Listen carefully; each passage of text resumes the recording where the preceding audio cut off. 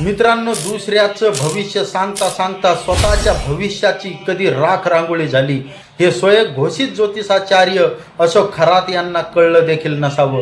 कारण की मित्रांनो, एपिस्टीन फाईलचा महाराष्ट्राचा मास्टर माइंड असणारा स्वयं घोषित ज्योतिषाचार्य अशोक खरात यांचे एकूण 60 महिलावर केलेले अत्याचाराचे व्हिडिओ प्रसार माध्यमाच्या माध्यमातून समोर आलेले आहेत मित्रांनो. आणि चक्क महाराष्ट्र राज्याच्या महिला राज्य आयोगाचे अध्यक्ष रुपालीताई चाकणकर हे त्यांच्या संस्थेच्या संचालक बॉडीवर आहेत, सदस्यपदी विराजमान आहेत.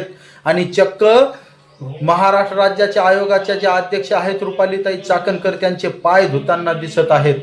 याच्यातून महाराष्ट्राच्या महिलांनी काय बोध घेतला पाहिजे, ज्या महिलांना तुम्ही आयोगाच्या माध्यमातून न्याय दिला पाहिजे, आज तुम्ही एपिस्टीन फाईलचा मास्टर माइंड महाराष्ट्राचा असणारा स्वयं घोषित ज्योतिषाचार्य अशोक खरात यांचे चक्क पाय धुतात.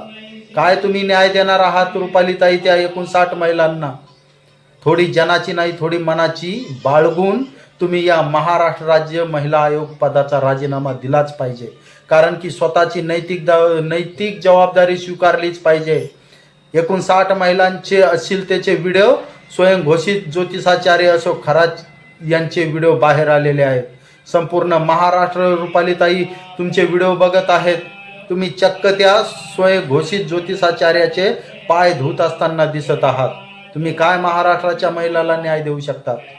हा महाराष्ट्र संतांची भूमी आहे.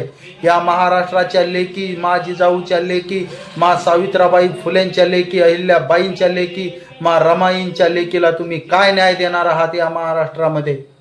59 महिलावर केलेल्या अश्लीलतेचे व्हिडिओ ज्योतिषाचार्य अशोक खरात यांच्या व्हिडिओ आज संपूर्ण महाराष्ट्र बघत आहे.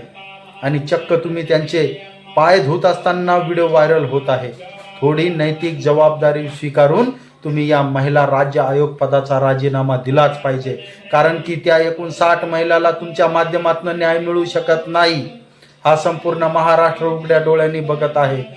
ज्या स्वयं घोषित ज्योतिषाचार्याचे तुम्ही चक्क पाय धुतात त्या महाराष्ट्राच्या महिलाला तुम्ही काय न्याय देणार आहात? स्वयं घोषित ज्योतिषाचार्य अशोक खराच्या माध्यमातून काहीच देऊ शकत नाही तुम्ही. थोडी जनाची नाही थोडी मनाची बाळगून नैतिक जबाबदारी स्वीकारून तुम्ही महाराष्ट्र राज्य आयोग महिला अध्यक्षपदाचा राजीनामा दिलाच पाहिजे.